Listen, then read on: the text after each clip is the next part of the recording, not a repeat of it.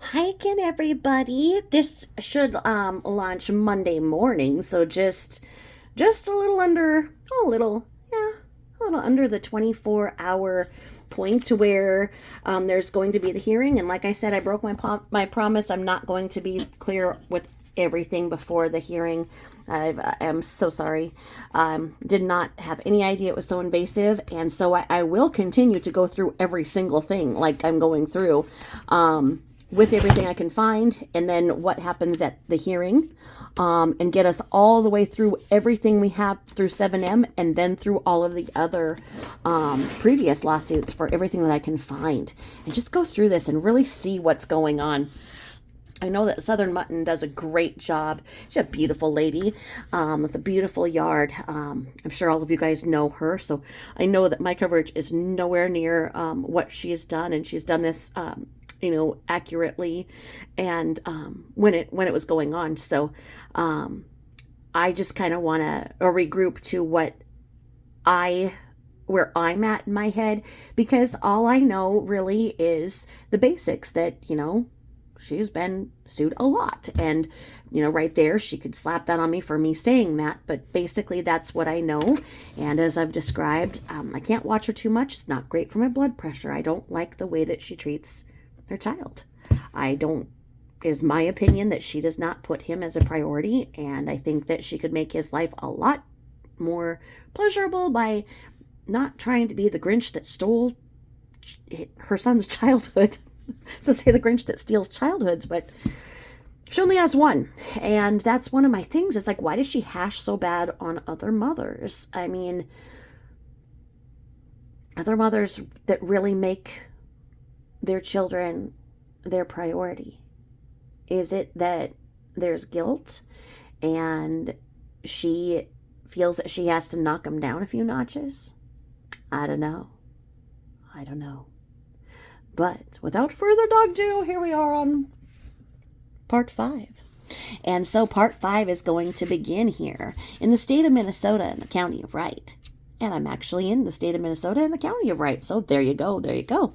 We're talking about the district court in the 10th Judicial District. And the case type is a civil, and it's miscellaneous.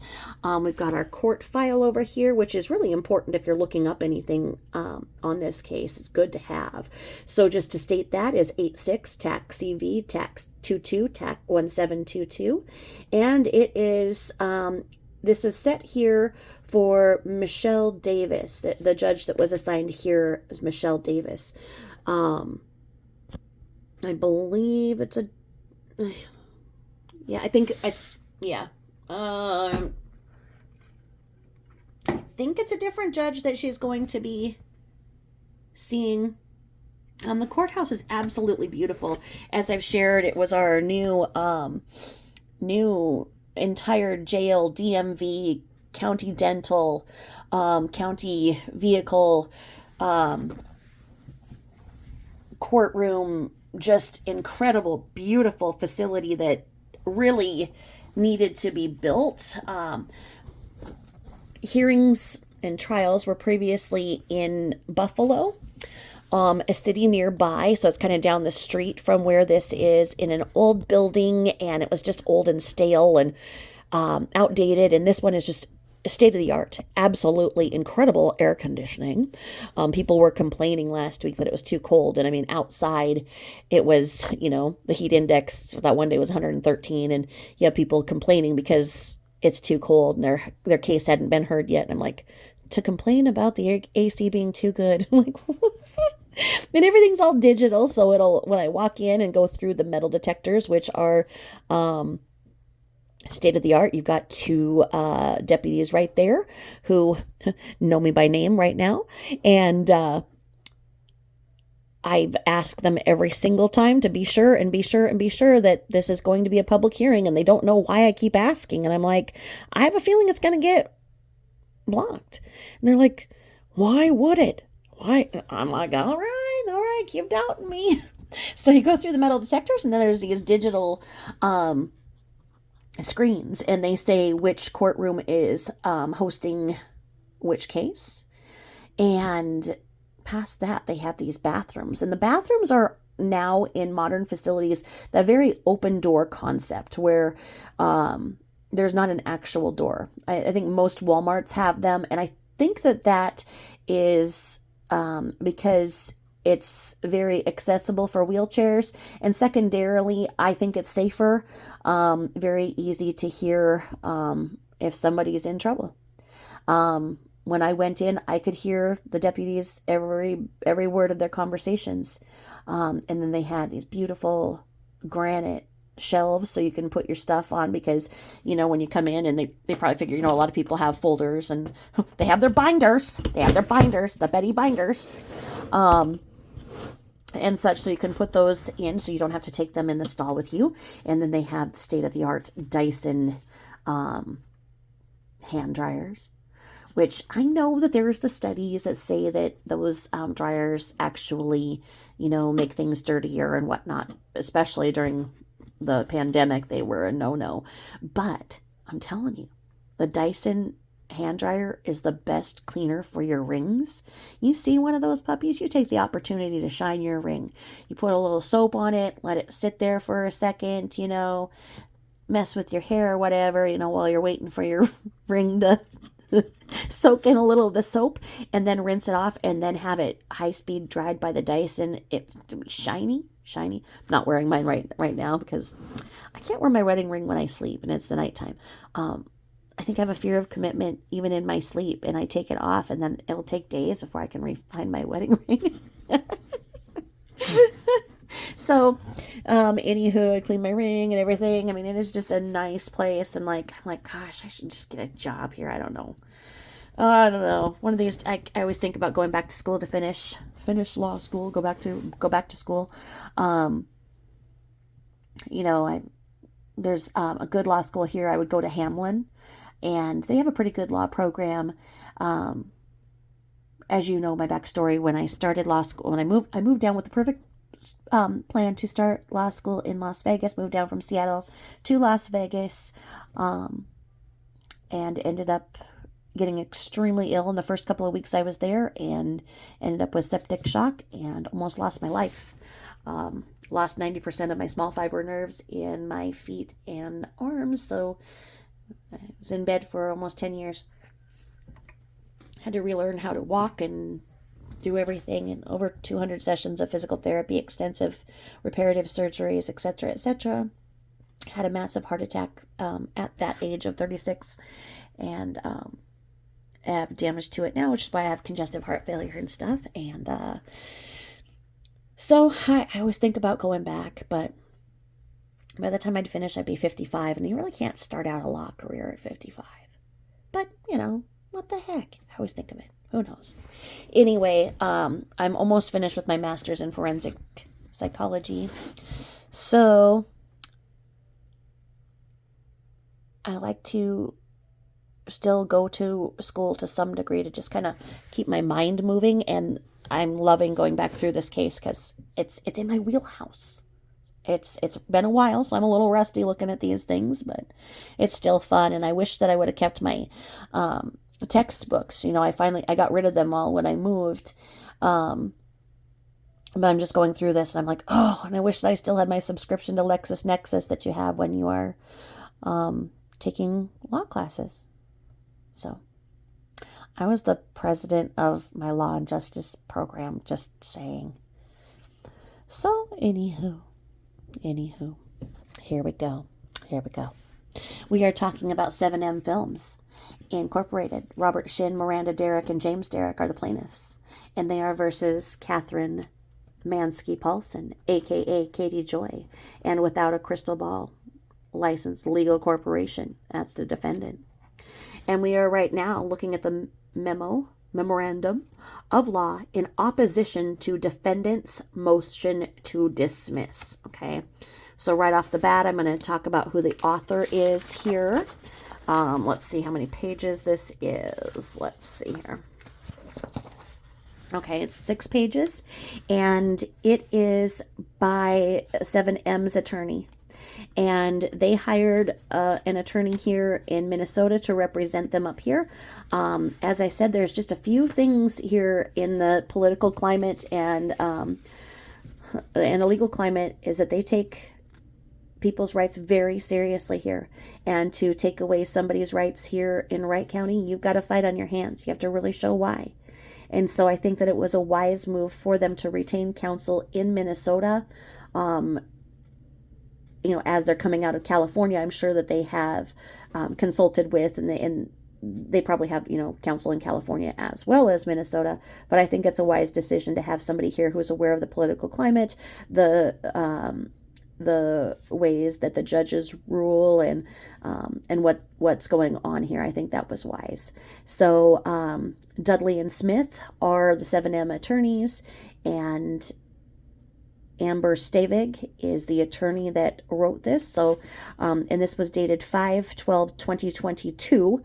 And remember, that's not 23. So we are still talking about things that were going on a year and a half ago. I don't know if it was due to the pandemic or not as to why so much time has went on, because most cases like this are not going to be drawn out like this. They're going to be like, okay, you did this, it's done. Let's move to a jury trial. If you don't settle, we're done. We're not going to sit here and go back and forth. So, without further ado, Amber Stavig states this. In her introduction, Ms. Stavig says, this memorandum is submitted in response to defendants' motion to dismiss. Plaintiffs contend that the defendants' motion to dismiss is improper and without merit, as plaintiffs have properly pled each of their 9 claims against defendants. As such, plaintiffs respectfully request that the court deny defendants' motion to dismiss in its entirety. What you doing over there, boo-boo? Legal standard. Dismissal is proper where plaintiff's complaint fails to state a claim which relief can be granted. In Minnesota, Civil Practice 12.02e, in determining a motion to dismiss for failure to state a claim, the court only determines whether the complaint sets forth a legally sufficient claim for relief. In Baker v. Best Buy Stores, LP 812 NW 2D 177 at Minnesota Court of Appeals in 2012, the court reviews the complaint as a whole to determine whether, as a matter of law, a claim has been stated. In Martins v. Minnesota and Manufacturing Company in 616 NW2D 732 through 740 in Minnesota 2000. A claim is sufficient against a motion to dismiss for failure to state a claim if it is possible on any evidence which might be produced consistent with the pleader's theory to grant the relief demanded. In Walsh versus U.S. Bank, N.A. 851 NW2D 598-603 in Minnesota 2014, with emphasis added. Northern States Power Company versus Franklin on 122 NW2D 26 in Minnesota 1963. All inferences relating to the facts pled must be drawn in favor of the plaintiff, and the court must presume all alleged facts are true. In Walsh in 851 NW2D at 606, citing Barr versus Capella University at 788 NW2D 7680 in Minnesota 2010. The argument states that the defendant's motion to dismiss addresses only 2 of plaintiff's 9 claims against defendants. Plaintiffs set out claims against the defendants for: Number 1, defamation. Number 2, defamation per se. Number 3, tortious interference of contract. And number 4, commercial defamation. Number 5, intentional infliction of emotional distress. And number 6 is negligence per se in Minnesota statute 609.765. Number 7 was deceptive trade practices in Minnesota statute 325D.44. Paragraph 8, and 8 says intentional interference with prospective advantage, and number 9 states injunctive relief. However, in their memorandum of law in support of defendants' motion to dismiss, defendants have only attempted to dismiss the claims for count 1, defamation, and count 3, tortious interference of contract. Plaintiffs have set forth 12 pages of factual allegations in their complaint which support these claims. Examples of these factual allegations are that plaintiff committed various crimes, including human trafficking, kidnapping, waterboarding, and that plaintiffs are leaders and members of a cult. And that's in parentheses, PL complaint in the 26. The relief requested by plaintiffs is consistent with the legal theories pled, as well as the factual background of this case. As plaintiffs have properly pled numerous claims for which Minnesota courts may grant relief,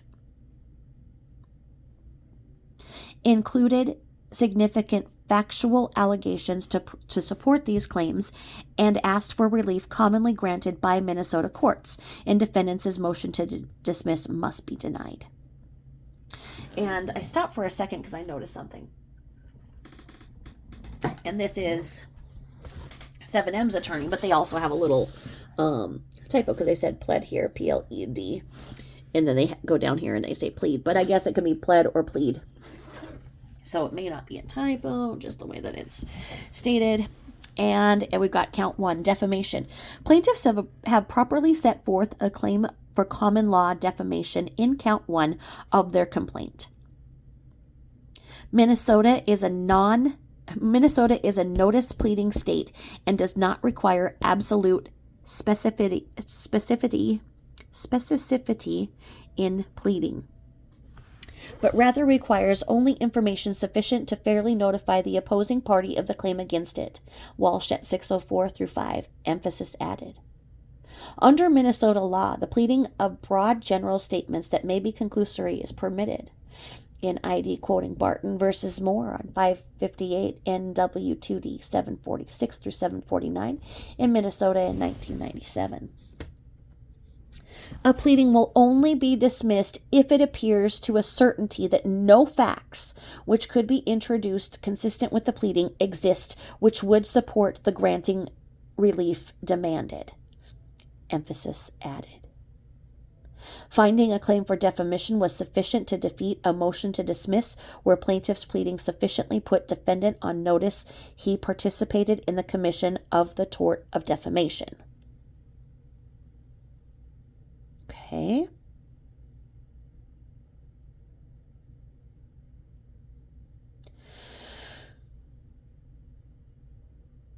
Plaintiffs. I think that they are referring to the he in the argument as opposed to making a mistake and saying that Katie's a he, but who knows. The elements of common law defamation in Minnesota are that the defendants have made a false statement, and number 2, to someone other than the plaintiff, and number 3, that the statement tended to harm plaintiff's reputation and lower them in estimation in the community. Kukley versus Life's Companion PCA Incorporated, 653 NW2D 214 through 218 in Minnesota Court of Appeals in 2002. Plaintiffs have pled each of these elements in its complaint. PL complaint 31 through 40. Plaintiffs have also pled facts which support each element of their claim for defamation. PL complaint 13 through 29. If each of the factual allegations in plaintiff's complaint are construed as true for the purposes of this motion, plaintiff's claim for defamation would succeed. As plaintiffs have pled sufficient facts and allegations to support a claim for defamation against defendants and put them on notice for the same, defendants' motion to dismiss is improper and must be denied. Defendants in their memorandum of law allege plaintiffs cannot meet the heightened standard for defamation regarding actions against members of the media by public figures. This two-part argument is wholly unsupported by any law and in fact contrary to well-established federal and state law. Plaintiffs expressly object to defendants' attempt to judicially notice the court and opposing counsel that, number 1, defendants are members of the media, and 2, plaintiffs are public figures. I'm going to highlight that because we've got here. We're going to check this out here.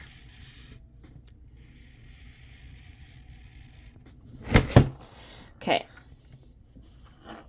We've got something going on here because, highlight over here too.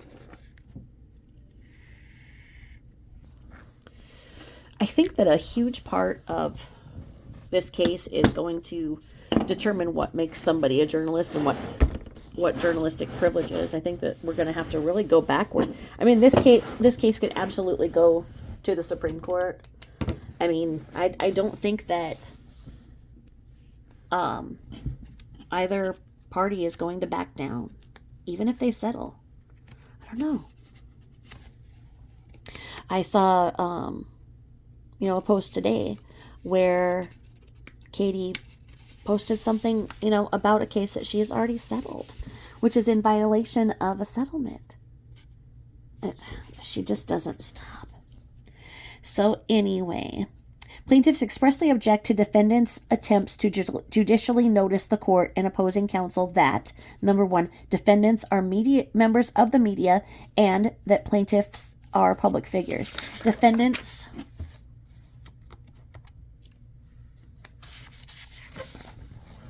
attempt to argue the merits of this case in their motion to dismiss is further proof that their motion is improper. As to plaintiffs' argument regarding their alleged status as members of the media, there is no blanket exception which precludes a member of the media from being named as a defendant in an action for defamation. Bam, there you go. And just because you're a member of the media doesn't mean that you can be reckless with the things you say, you know what I mean?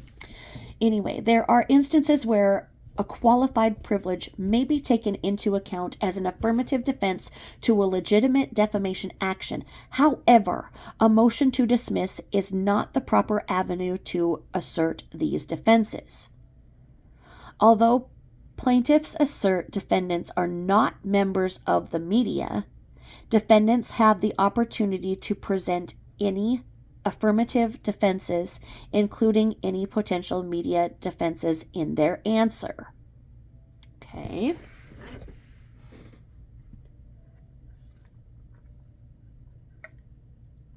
Now, second, plaintiffs are not public figures, limited public figures, or public officials, which would subject them to the additional element of actual malice necessary to prevail on an action for defamation. Such a determination is an issue of law for this court to consider after proper briefing. Without conceding the issue of plaintiffs' status as public figures, plaintiffs did plead actual malice in their claim for defamation. PL Complaint 35. Plaintiff has also pled facts which are consistent with the pleading of actual malice. PL Complaint 13 through 29. Even if plaintiffs are all considered public figures, the amended complaint properly pleads actual malice and contains facts which support this pleading. A final determination of actual malice is not required at this stage in pleadings. Plaintiffs merely need to show that they properly put defendants on notice as to their claim for defamation. Plaintiffs have sufficiently set forth not only their claim for defamation, but also included allegations and facts above and beyond the minimum required to survive a motion to dismiss. Plaintiff's amended complaint properly sets forth a claim for defamation against defendants and contains a legally sufficient claim for relief. Defendants have failed to meet the burden required to grant a motion to dismiss. Therefore, plaintiffs respectfully request that the defendant's motion to dismiss be denied. Count 3, tortious interference of contract. Plaintiffs have properly set forth a claim for tortious interference of contractual relationship. The cause of action for wrongful interference with a contractual relationship requires, number 1, existence of a contract. Number 2, alleged wrongdoer's knowledge of the contract. Number 3, intentional or procurement of its breach. And number 4, without justification and for damages.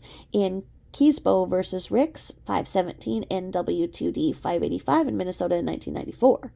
Plaintiffs have pled each of these elements in its complaint. PL Complaint 53 through 62, and plaintiffs have also pled facts which support each element of their claim for wrongful interference of contract. PL Complaint Well, that was probably plaintiff's complaint 13 through 29. As plaintiffs have pled sufficient facts and allegations to support a claim for the tort of wrongful interference of contact. Interference of contact. Whoa. As plaintiffs have pled sufficient facts and allegations to support a claim for the tort of wrongful interference of contact. That's interesting. Contact against defendants and put them on notice of the same. Defendants' motion to dismiss is improper and must be denied. That's a typo, because we're talking about tortious interference of contract, and they said interference of contact. So both sides have their typos. Is the whole English language just taken for granted now, and the proofreaders and the proofers just look at things and they are lazy and just let these things go now? Don't they read them back to themselves? Don't you read it back? Don't you listen back? Oh my God. Like I say, that troll was Kitty, not Kay. Anyway, defendants allege in their two-sentence arguments against plaintiffs' tortious interference of contract claim that there is no allegation in the amended complaint that the Clippers' contract was breached. Defense memo of law in support of motion to dismiss. As stated, Minnesota is a notice pleading state and does not require absolute specificity in its pleadings, but rather requires only information sufficient to fairly notify the opposing party of the claim against it. Walsh at 604 through 605. Plaintiffs pled defendants intentionally procured a breach of the contracts between plaintiffs and third parties. Plaintiff complaint 60. Plaintiffs did specifically plead that defendants breached not only just one contract with the Los Angeles Clippers, but numerous contracts between plaintiffs and third parties to this suit. Additionally, plaintiffs plead that defendants continue to direct their followers to convince third parties to cancel contracts with plaintiffs. Plaintiff complaint in paragraph 56. Plaintiffs in their complaint have sufficiently met the pleading requirements for tortious interference of contract.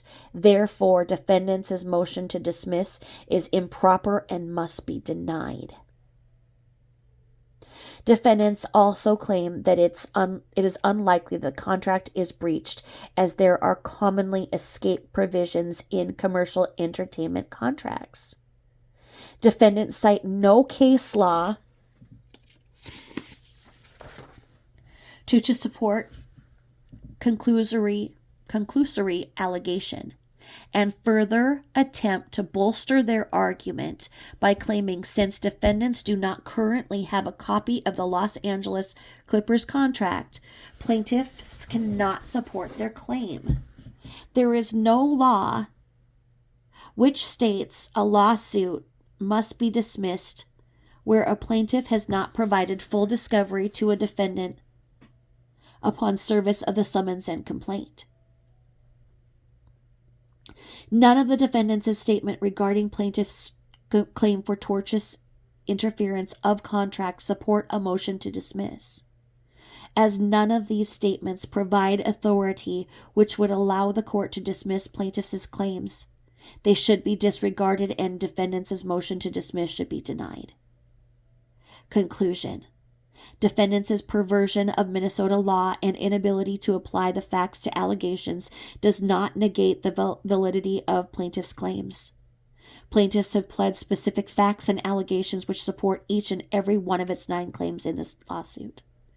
As such, plaintiffs must be allowed to move forward on the merits of their lawsuit. For the foregoing reasons, plaintiffs respectfully request the court to deny defendants' motion to dismiss and issue an order giving defendants 10 days to submit an answer in this matter. And it is signed with Dudley and Smith and by Amber J. Stavig. and her bar number is 399419, and she's in Mendota Heights. Mendota, and they are attorneys for the plaintiffs. Okay, so we've got that, and again, that was 5/12/2022. So now we'll go back over here.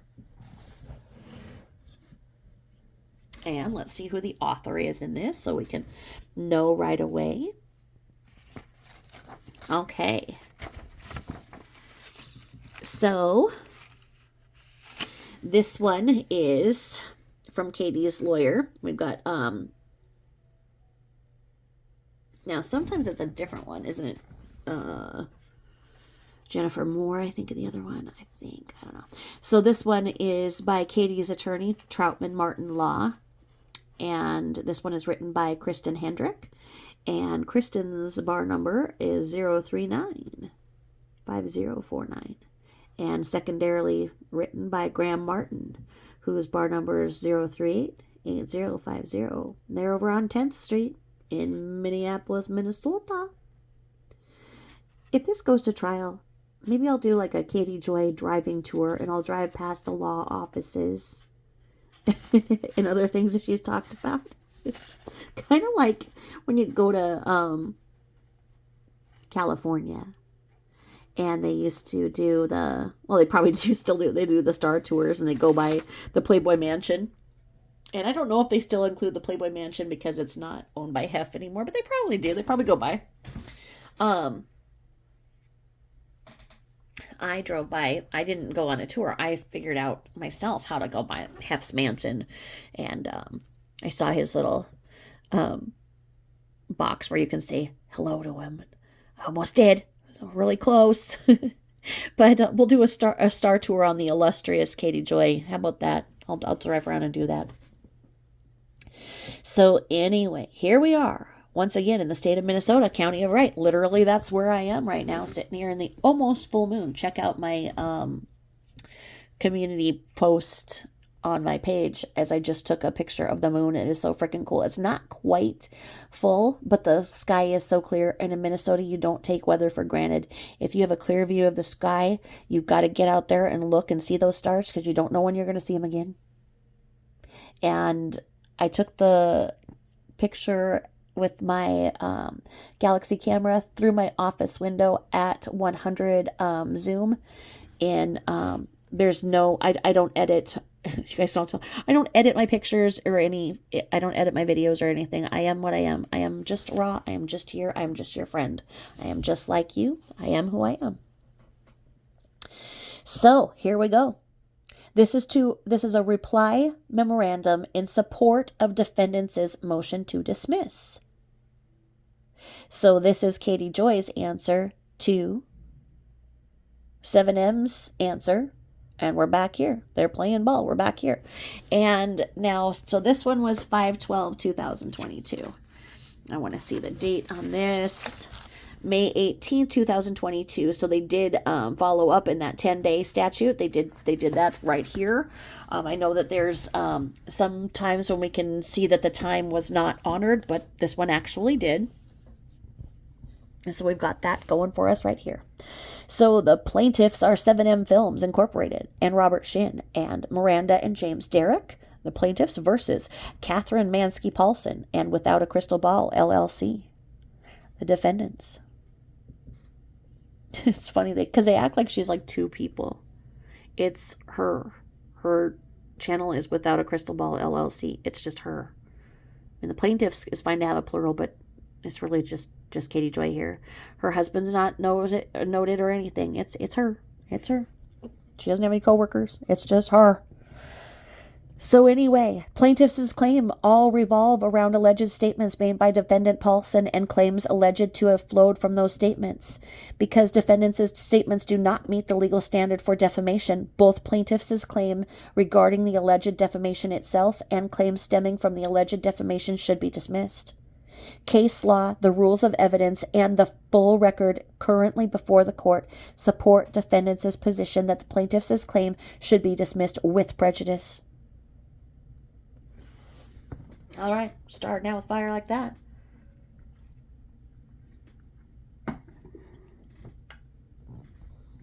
Their argument states that defendants' alleged statements do not meet the requirement of being false and made with actual malice necessary to be actionable.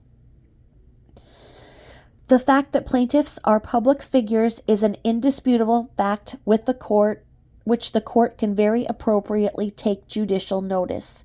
Minnesota R. Evidence 201. Public figures are subject to vigorous attack and they must show actual malice, which is not what it sounds like. Rather, for a public figure to recover on a claim of defamation, he carries the burden of proving that the alleged lie was a knowing one or uttered in reckless disregard of the truth. New York Times in Rose versus Cock, 154 NW2D 409 and 424 and 427 in Minnesota in 1967. When determining a motion to dismiss, the court takes the facts alleged in the complaint as true. Citing Jacobson versus Board of Treasury of the Teachers Retired Association, 627 NW2D 106 through 109 in the Minnesota Court of Appeals, 2001. Plaintiffs have failed to point out any facts to support their claims that actual malice exists, and based on the public figure exception, they will not be able to find any such facts sufficient to support any of their pleaded causes of action.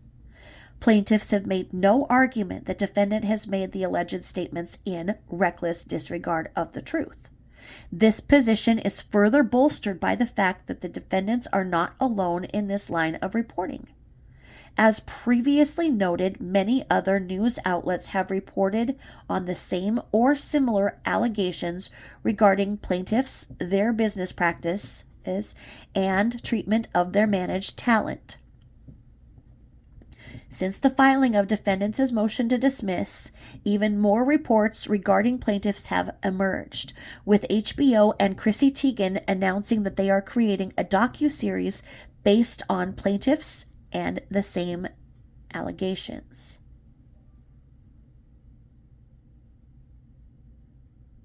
With the wide coverage of the plaintiffs' business practices, plaintiffs cannot show actual malice in defendants'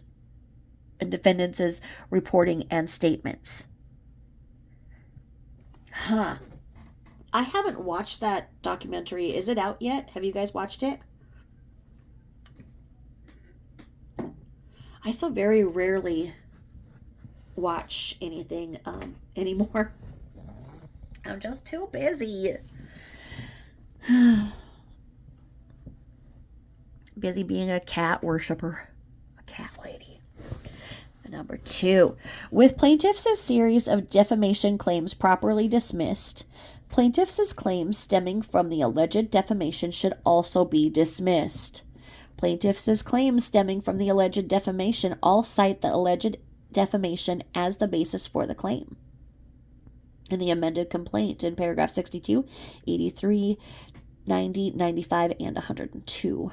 While most of the claims stem directly from the alleged defamation, plaintiffs' claim of intentional infliction of emotional distress, IIED, isn't even based on defendants' behavior, but rather on the behavior of others.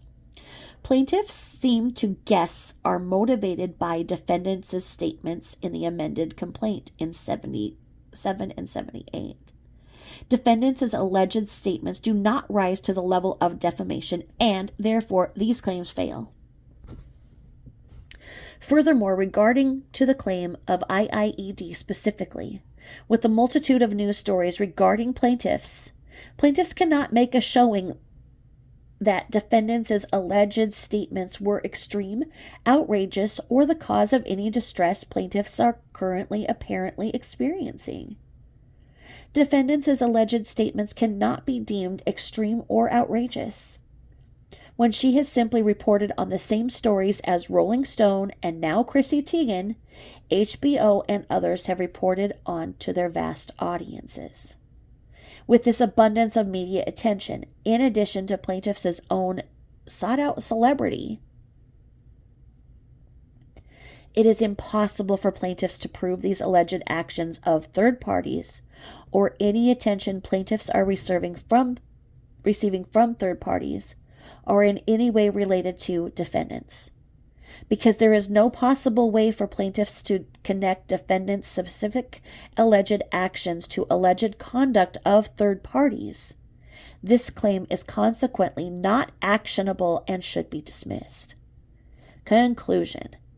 For the foregoing reasons, defendants respectfully request that the court grant their motion to dismiss for failure to state a claim on which relief may be granted and dismiss all plaintiffs' claim with prejudice. Respectfully submitted on May 18, 2022 by Troutman Martin Law, PLLC, by Kristen C. Hendrick and Graham Martin. Right there on 10th Street in Minneapolis, Minnesota. Attorneys for Defendant Catherine Paulson.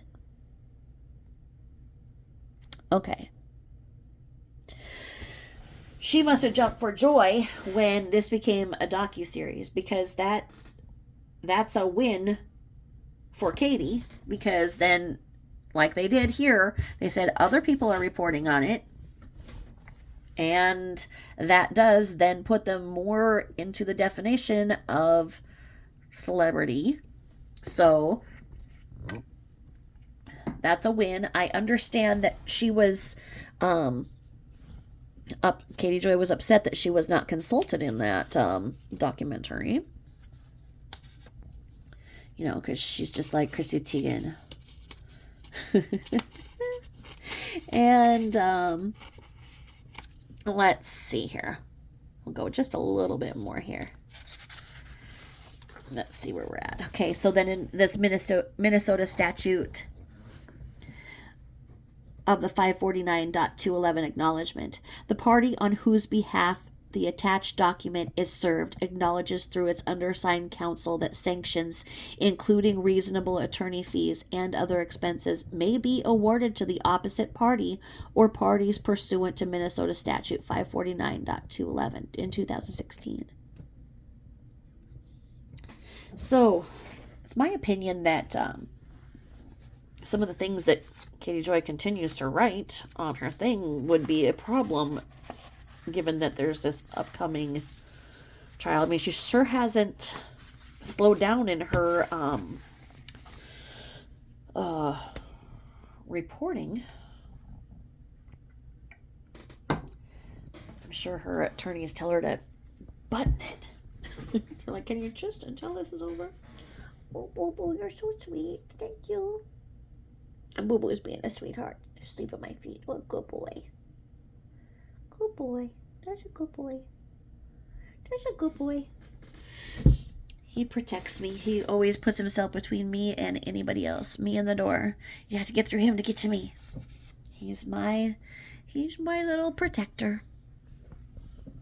And here we are again in the state of Minnesota, County of Wright, the District Court, 10th Judicial District. And the case type is civil and miscellaneous, and it is the Memorandum of Law in support of plaintiff's motion for protective discovery order. Okay, now this is important because this is where we have some of these documents that we cannot see.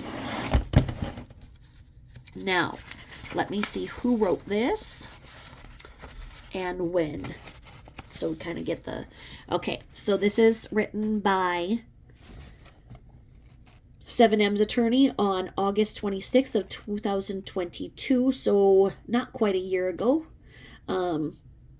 About 3 weeks shy of a year ago, and by Amber Stavig in Dudley and Smith. So here we are. Memorandum of Law in support of plaintiff's motion for protective discovery order.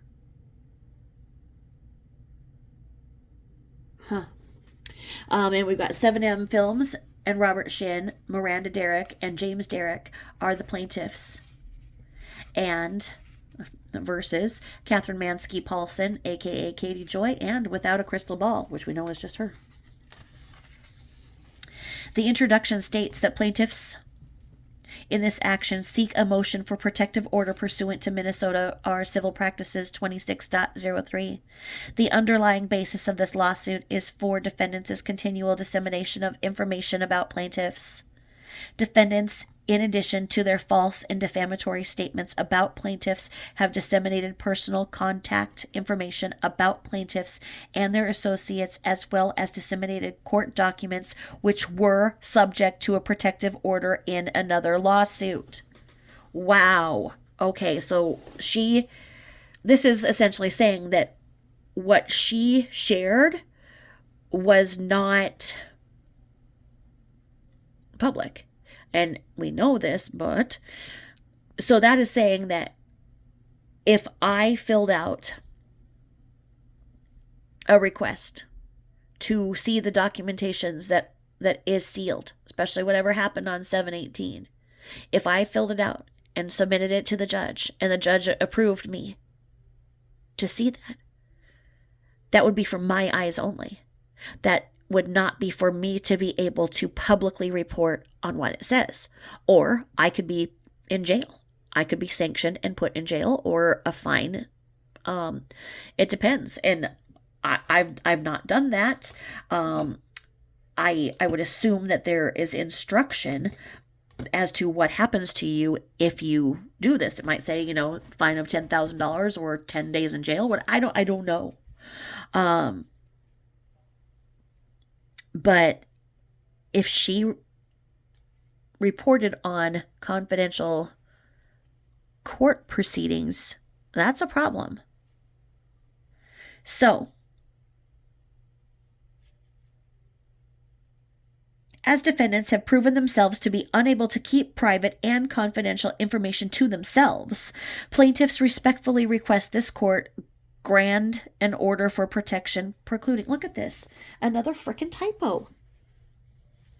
People, I can't believe this. Grant an order for protection. Grant. And the thing is that people are just so dependent on spell check. So spell check will catch if you misspelled something, or there's an extra letter, or something is really terrible grammatically. But as long as it's a word, it's not going to really point it out. And this just shows that they're not having an actual person proofread. So we've seen it on both sides, these typos. What is this world coming to? Tisk, tisk, tisk. Tisk, tisk, tisk. Anyhow. Plaintiffs respectfully request this court to grant an order for protection precluding, and the argument is that Minnesota R Civil Procedure P 26.03 governs protective orders and provides the following: that in general, upon motion by a party or by the person for whom discovery is sought, and for good cause shown, the court in which the action is pending, or alternatively on matters relating to a deposition, the court in the district where the deposition is to be taken may make any order which justice requires to protect a party or person from annoyance, embarrassment, oppression, or undue burden or expense, including one or more of the following. Number 1, that the discovery not be had. Number 2, that the discovery may be had only on specified terms and conditions, including a designation of the time or location or the allocation of expenses for the disclosure or discovery. And number 3, that the discovery may be had only by a method of discovery other than that selected by the party seeking discovery. Number 4, that certain matters not be inquired into, or that the scope of the discovery be limited to certain matters. And number 5, that discovery be conducted with no one present except persons designated by the court. And number 6, that a deposition, after being sealed, be opened only by order of the court. And number 7, that a trade secret or other confidential research, development, or commercial information not be disclosed or be disclosed only in a designated way. Or number 8, that the parties simultaneously file specified documents or information enclosed in sealed envelopes to be opened as directed by the court. Huh.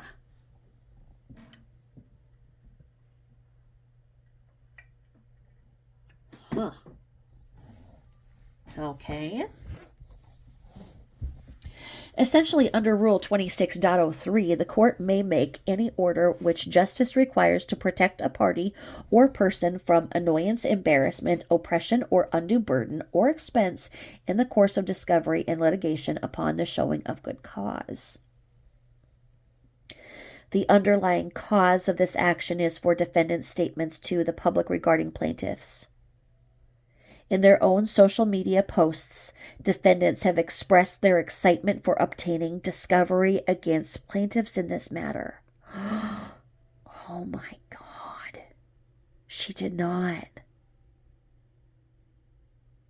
Wow. This is where they said that she can't keep her mouth shut, essentially. I don't think she takes this seriously. Like, this is more than $1 million. If I posted this on my community page too, she's estimated to be worth 1.2 million. If they're looking at taking that, they're looking at taking everything she has. I would be quiet and I would not be commenting on anything regarding them or this case and be holding it out for after, but not Katie Joy. No. Oh my God. She just loves to have the scoop. She was probably that, well, that irritating girl in school that nobody really liked. But she was a shit starter and would find out who said what about who said. And so people would be friends with her because she would find out this and be sneaky. And then they'd all want to be her friend and butter up to her because she'd have this and be sneaky. But you wouldn't trust her. She's that friend. And they're like, you know what? I found out. Like, oh God, what? And they're like, really? Oh, how'd you find? Oh, well, we better invite her because, she knows this. Rather than being liked for, like being cool or having a certain style or being a leader, earning your place in the pecking order. She's that girl. And she just didn't grow up. When she has that look, like in that little clip where Cactus Bill has posted, when she's sitting with Toad and they're sitting there like they're like playing spin the bottle as a teenager, and they're like, oh my God, do you know what? Like, and oh my gosh, like, yeah, when we were like pretending to be like Christian, like, oh my, you can see that she's really, really stuck in that just adolescent girl. Are you there, God? It's me, Margaret phase. By the way, that's a good movie. It should be on Netflix now. I actually saw it in the theater. I have a fear of movie theaters. I hate movie theaters. And it took me, my husband took me to a movie when we first got married. And I had hyperemesis with that pregnancy. It was my 4th pregnancy. And I'm a mom of 6. So my older 3 are from me and my first husband, and my second 3 are from me and my second husband. And my second husband's DNA in me just was a force to be reckoned with. And I never had, problems with my first 3 pregnancies, but my God, with him, so I had extreme hyperemesis. So I just could not stop throwing up. And he drags me to a movie theater, and I did not like movie theaters as it was. So as soon as, I sat down, I was watching for like 10 minutes, and I just had to run to the bathroom and just throw up and throw up and throw up. We left and got a refund, and they felt so bad. And it took him, that 20 plus years to get me back into a movie theater, but he got me in this summer for Are You There, God? It's Me, Margaret, because I just love Judy Blume. And I think that Katie Joy just kind of seems to be in that phase, that kind of thing where, you're trying to be liked by other people, and the way that you try to infiltrate the little friend groups is by, do you know what he said? Do you know what she said? Do you know what I know? Just being all sneaky like that, like you have this. But that's irresponsible and reckless when you're talking about the things that she's talking about. You can't be that 12 to 14-year-old girl, doing the, we must increase our bust with your friends. You got to be serious, and you got to take this under advisement. And if you are in the middle of litigation, you do not talk. You do not say anything. The fact that they have her quoted saying this is really problematic, and there is no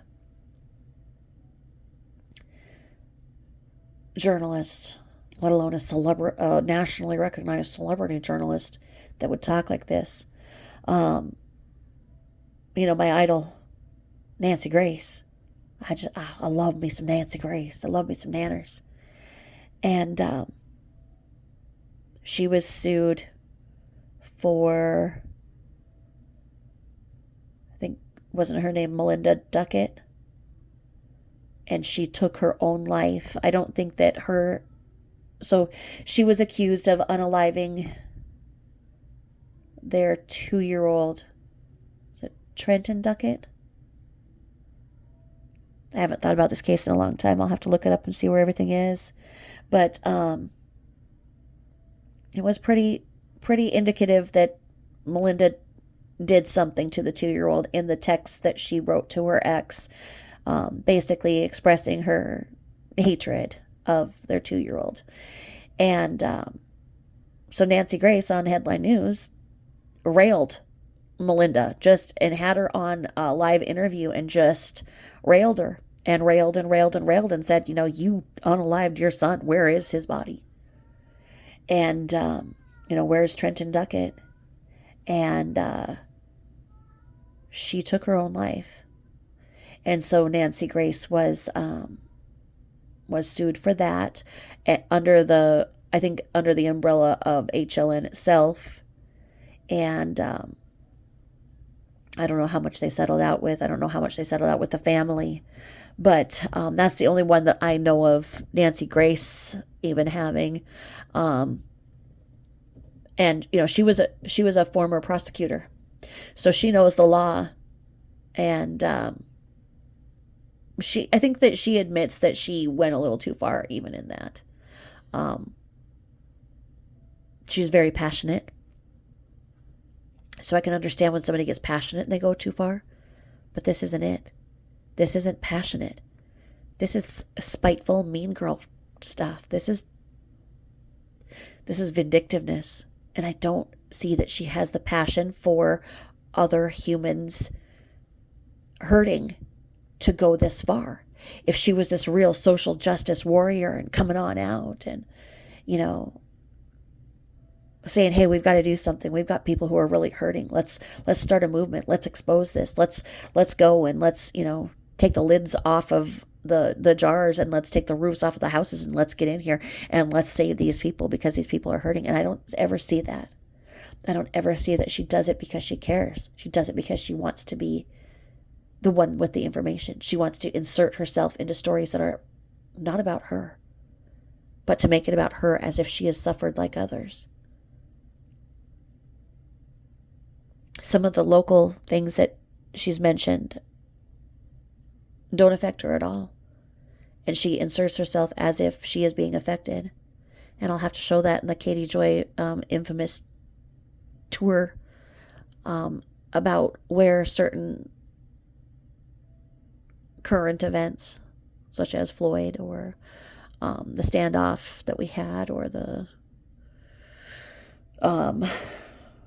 healthcare pew-pewing, none of those would affect her. But yet she interjected herself in and said that she was being affected by them. She wants these things for her personal advancement. So one wonders, how does she have so many followers? Does she really have this huge support? Or do people not know better and subscribe to hate watch and not understand that their support is what's giving her money? I don't know. I gotta sip that tea. I gotta sip my blackberry lemonade tea. Spilling the tea, as she says. As they say. All right. I mean,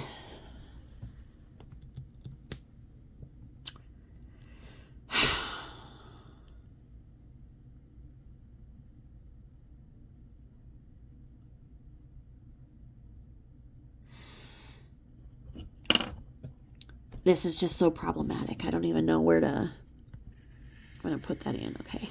So the underlying cause of this action is for defendants' statement to the public regarding plaintiffs.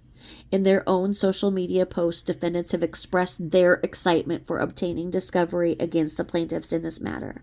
Specifically, after being served this lawsuit, defendants posted, "Let's go. Discovery is about to get real. Fire emoji." And it was cited by Stavig. Must be the affidavit XQ. Example Q. We'll find that. Exhibit Q. Must have been in the... We'll find it. Defendants have also exhibited a history of posting findings from the discovery process on their social media page. Specifically, defendants have posted excerpts from depositions in their Instagram page. Stavik affidavit example exhibit P. Wow. Some of these posts include sensitive and embarrassing information about the person being deposed. Defendants in this matter have served interrogatories and document requests upon plaintiffs, to which include requests for private financial information, sensitive and private business information, and medical records.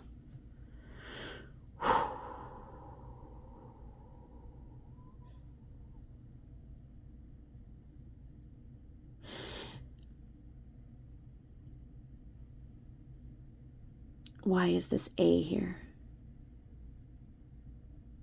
There's no reason for this A to be right there. That A should not be there. So we're going to forget that that A is there. Wherever that A is there, just hanging out. Forget that's there.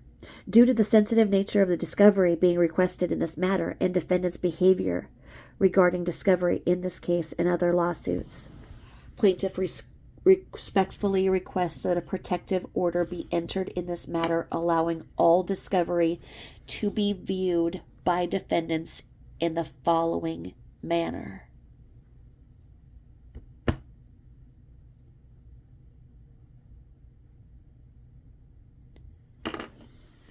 Number 1, all responses to interrogatories, documents, requests. That does not make any sense. Should be document requests. So they are asking for a protective order, basically because she can't keep her mouth shut. It's not like 7M is running off talking about her.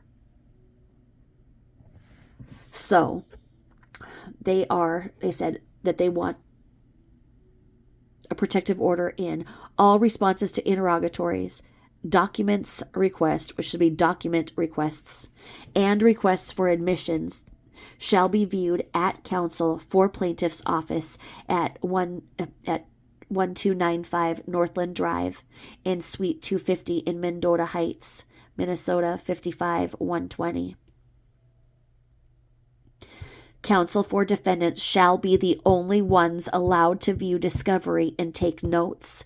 Cell phones and other recording devices shall not be permitted in the room. Wow. All depositions and resulting transcripts shall be confidential, and the contents thereof shall not be disclosed to anyone other than the parties in this matter and their counsel.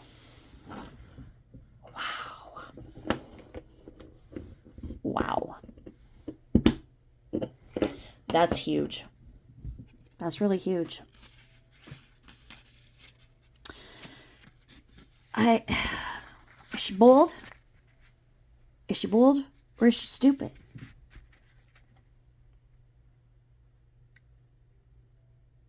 I don't know. I guess that's the question of the day. And so then we go over here and we've got the Memorandum of Law in support of plaintiff's amended scheduling order. And this was authored by Dudley and Smith.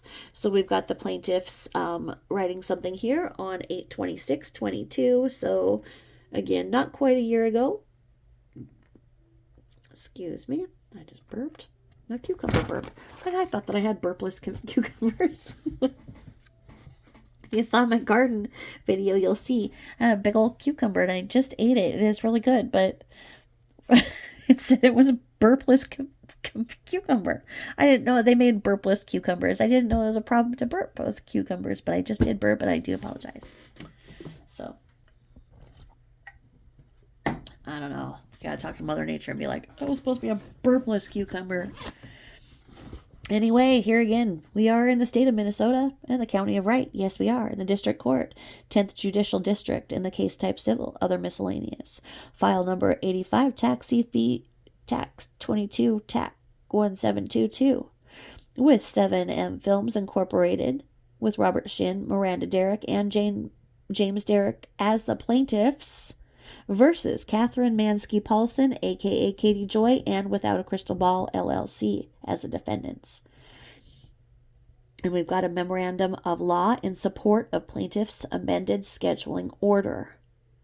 So the introduction states that plaintiffs in this action seek an amended scheduling order based on the procedural posture of this case. The anticipated discovery required of both parties and plaintiffs' inability to obtain a motion date prior to the issuance of the court's order on defendant's motion to dismiss. Their argument is, in its order dated July 13, 2022, docket number 16, the court issued a scheduling order with a deadline of August 5, 2022, mediation to be completed by January 25, 2022. Wait a minute. They messed up here. Because look at this. If the court had a scheduling order with a deadline of August 25th, 2022, then the January 25th would be 2023. Does nobody even think anymore? That's an error. So, anyway, mediation to be completed by January 25th, 2022, which I assume was supposed to be 2023. A pretrial conference on March 27th, 2022. What? Did they mess all of these days up? Because what day is this? What am I looking at here? Yeah, because if this is 8/26/2022, and they want discovery completion by December 2022, then all of this stuff future is 2023. They messed that all up. My God. People, no one is checking things here. Okay, well, I'm going to continue to restate what should be stated here as we see, because it's saying that mediation should be completed by January 25th, 2023, but it says 2022. A pretrial conference on March 27th, 2022. It should be 2023. And a 3-day jury trial to begin on April 18th, 2022, which should be 23. So that should have been this spring. And we know that they barely even had their first Zoom hearing, which was like May 18th or May 28th. One of the two that ended up being Zoom and not in person where I thought it was going to be. So those dates are messed up. At the time this scheduling order was issued, there was an outstanding motion to dismiss. Defendant had not yet served in answer in this matter. The parties had not signed a discovery plan, and neither party had served its initial disclosures on the other. Item H of the scheduling order stated that this order may be amended only at a scheduling conference requested by either party within 10 days of notice of this order. Plaintiffs attempted to contact the district court multiple times via email and phone between July 13, 2022. and August 5th, 2022 to request a scheduling conference. See Stavig Affidavit X, J through L. None of its phone requests or email requests were returned by the court. On August 8th, 2022, plaintiffs filed correspondence with the district court requesting an amended scheduling order. Okay, so because I'm a local and I know this, I know that the courts were really in a mess because they were moving everything from the old court in Buffalo over to the new courthouse. So they were, they got behind in a lot of stuff, and a lot of stuff went missing. And it was a matter of getting everything uploaded to the new computers. People relocated, their offices relocated, them finding everything, and it was a mess. And so that time frame fits in right where, you know, you have the very unique situation of that. And then we also had that judge getting, well, he was encouraged to retire before he was, I'm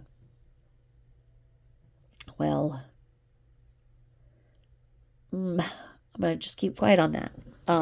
He retired. So there was a lot of stuff where the court was a mess. So I can see that, because it's a pretty rare thing to have an old courthouse go into a whole new Wright County compound, you know? So that could be what happened. Okay, so the district court requested an amended scheduling order, docket number 19th. On August 15th, 2022, defendants filed correspondence opposing plaintiff's request in docket number 20. On August 17th, 2022, the Honorable Carrie Willis served notice to the parties stating, absent stipulation, any request to extend deadlines to the court must be done via motion. Plaintiffs attempted to contact the court to schedule a phone conference pursuant to the scheduling order, but were unable to get a hold of a member of the court staff. Following this, plaintiffs followed the court's instruction and made this motion. That's what was going on. And that's where you see Judge Carrie Willis coming in, where they previously had the other judge in place. So there might have been something that happened there, and maybe it's in the documents I have. But you see her entering this case. And that's why they probably had it go through motions, because everything was so messed up with the move and the transition. I mean, it's a beautiful result, but I can see that a lot of things were there. And then we also had the new prosecutor come in, and a new sheriff. So there was a lot of change going on in the last couple of years with the system, and then with the new building and everything like that. Getting rid of a long-standing judge and a very long-standing sheriff, and a prosecutor who was burnt out. He was really good, but he was burnt out. He wasn't accustomed to the big city problems that we're now having in Wright County. Hennepin, which borders Wright, and Katie's home, she's very close to the border of Hennepin and Wright. I mean, if this was in Hennepin court, none of this stuff would have happened, and I think it would have went a lot faster. Hennepin is we're very, very big city court. Wright County, we are this little one-horse town, as you can tell. Run by sheriffs, not police, whereas Hennepin very much has your community policing and whatnot. So there's some different things that I have unique insight in understanding why this happened that they may not understand without seeing it. Those are probably like calling the court and they're like, the court's closed? What's going on? And we had a couple of incidents happen with, I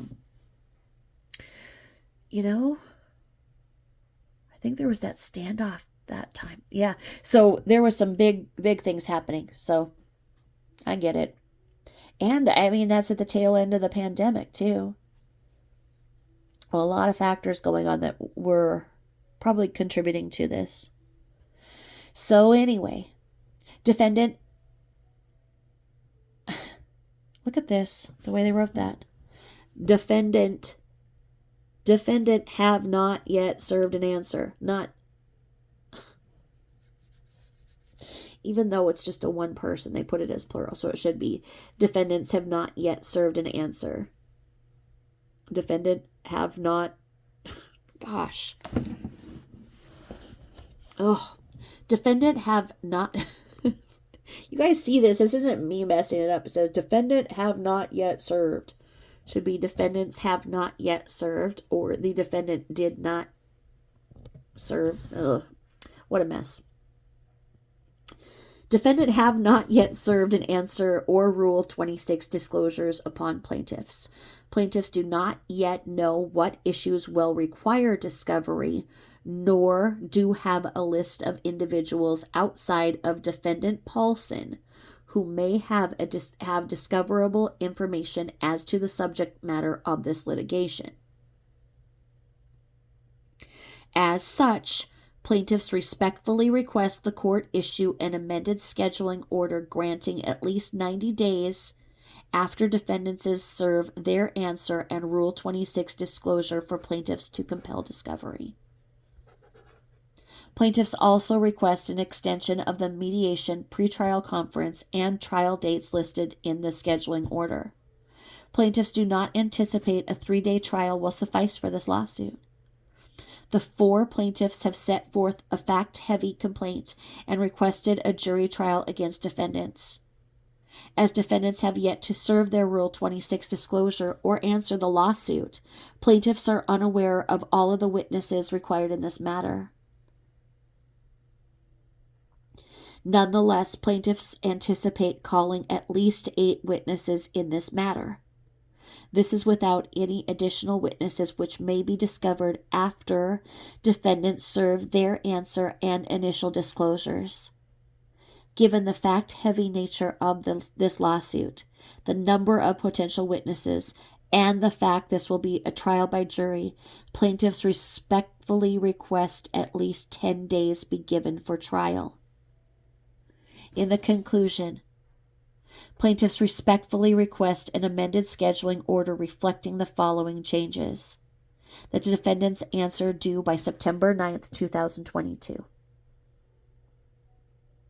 And that the discovery completion date of December 30th, 2022. And that they have a pretrial conference date, June 15th of 2023. And a trial date after July 15th of 2023. Well, we're definitely getting that because They're just having their first hearing now, which is, I mean, honestly, this has really got dragged out. So this was dated 8/26/22, almost a year ago, and signed by Dudley and Smith and Amber Stabick with her bar number of 399419. And Dudley and Smith are the attorneys for the plaintiffs. And then we go over here, and we're at our hour and 20 mark, and I try to keep these at about an hour so you don't get too overwhelmed. So I'm going to go ahead and stop here. We're going to go here, and we'll start 6 right here in the plaintiff's memorandum of law in support of plaintiff's motion for a temporary injunction. So we will go right here, and part 6.